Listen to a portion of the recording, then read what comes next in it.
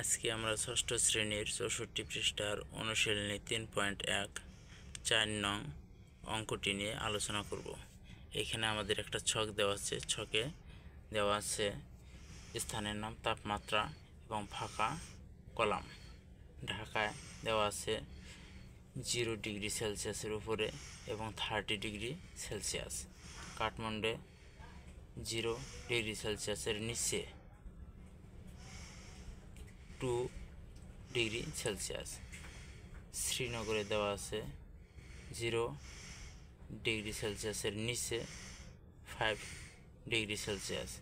রিয়াদে দেওয়া আছে 0 ডিগ্রি সেলসিয়াসের উপরে 40 ডিগ্রি সেলসিয়াস। আমরা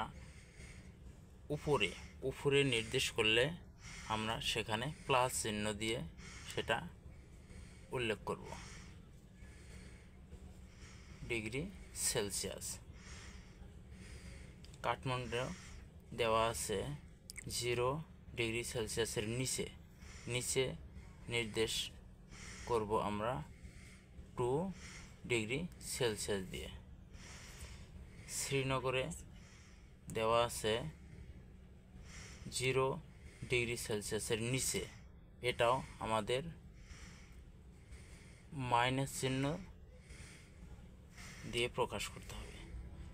রিয়াদ 0 ডিগ্রি সেলসিয়াসের উপরে মানে প্লাস চিহ্ন দিয়ে আমাদের 40 ডিগ্রি সেলসিয়াস দিয়ে উত্তর দিতে হবে। এটাই আমাদের,